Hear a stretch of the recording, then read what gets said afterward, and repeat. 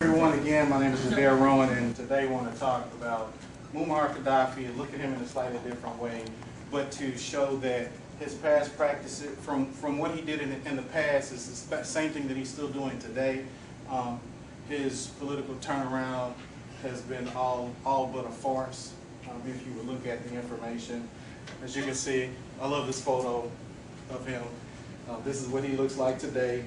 I don't know if any of you recently saw earlier this year when he addressed the United Nations and how he just kind of rambled on for like an hour or so, you know, we're kind of wasting a lot of the delegates' time. But anyway, I want to start back in '86 briefly, and you're not going to hear the audio, but this was at a time when the United States decided, in response to some of the things that Qaddafi did, to have an airstrike.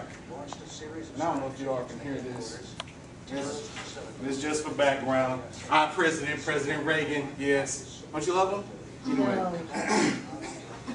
Anyway, okay. Well, Reagan was the first president to actually take action against him in '86. In that bombing, Qaddafi lost a daughter. It missed him. So we tried to take him out because of some things that he had done, but it didn't work. 10 years later, as we spoke in a previous speech, we saw the Abu Salim prison, and a number of families lost their children, brothers, sons, fathers. And this is a documentary that someone put together about that event. You can check it out online as well, where this young lady was saying that her son, he was a teenager who was picked up by internal security and put in jail, and he ended up being one of the victims of the Abu Salim prison massacre, in which 1,600 or so individuals were murdered because they were rioting for regarding deplorable living conditions. They wanted health care. They wanted visitation rights from family members. Okay.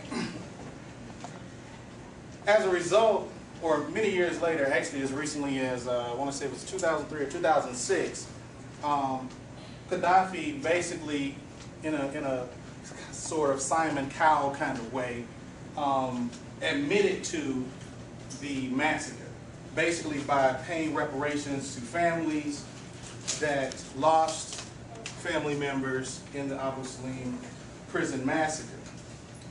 Also, recently, I don't know if any of you remember from the previous speech, there was a Lockerbie bombing where the plane was destroyed, landed on a city in Lockerbie, killing people even on the ground.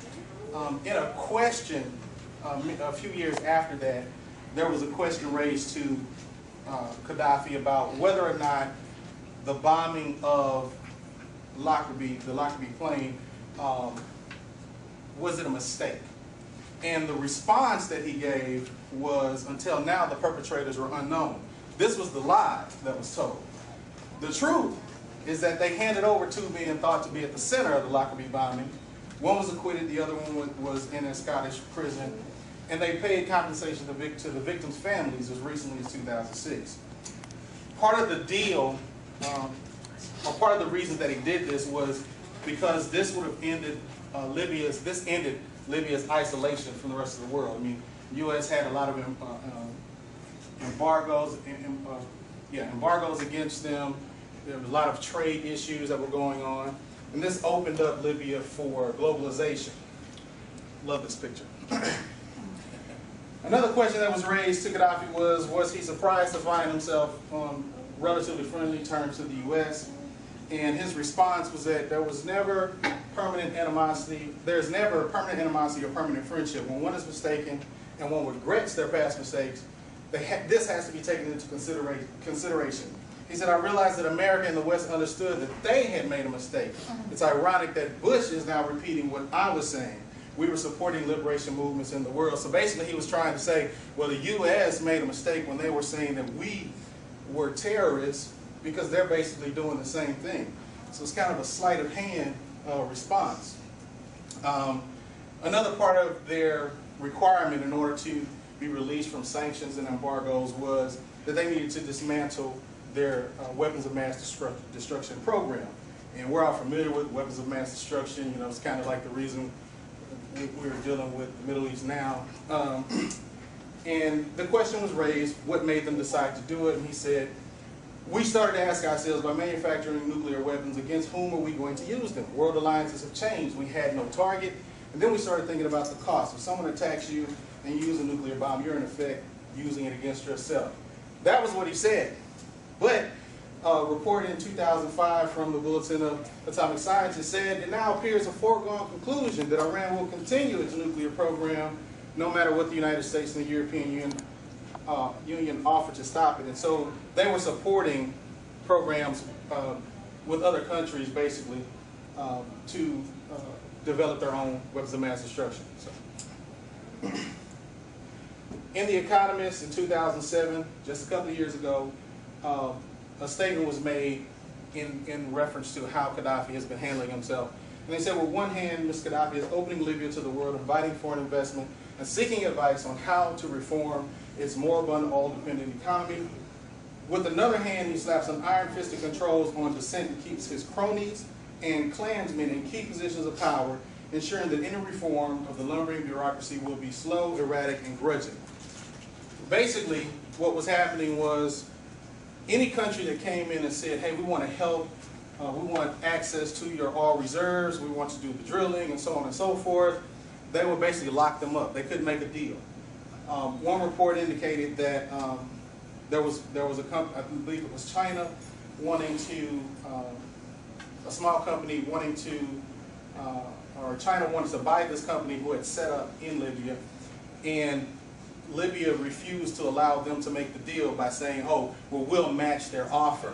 Well, when China took their offer off the table, then Libya lowered their offer, basically making it impossible for them to benefit from the sale of their company, but also forcing them to sell because they knew that anything that they tried to do would be hindered by the Libyan government.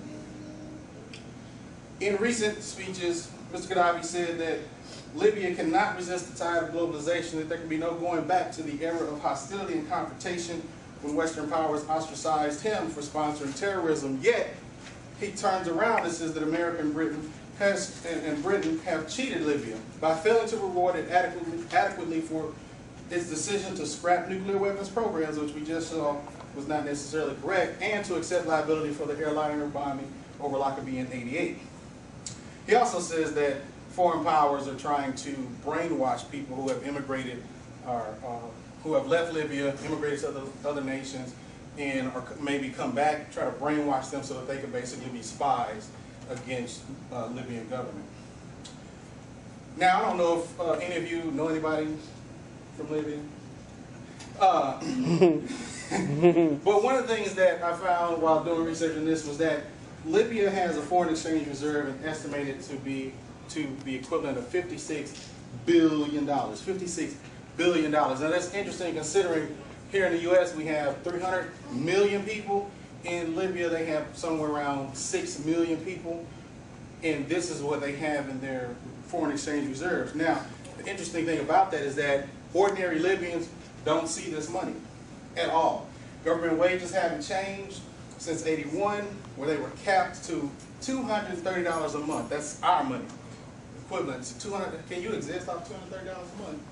I'm just being real. Just your cell phone bill, probably about a good $100, right?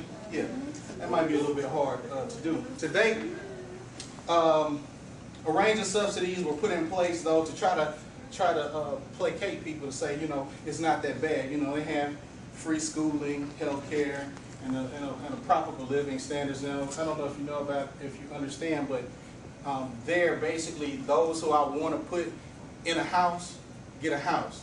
Those who I want to have transportation, get transportation.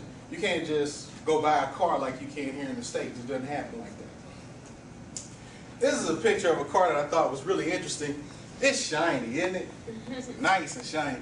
This car is totally coated in silver.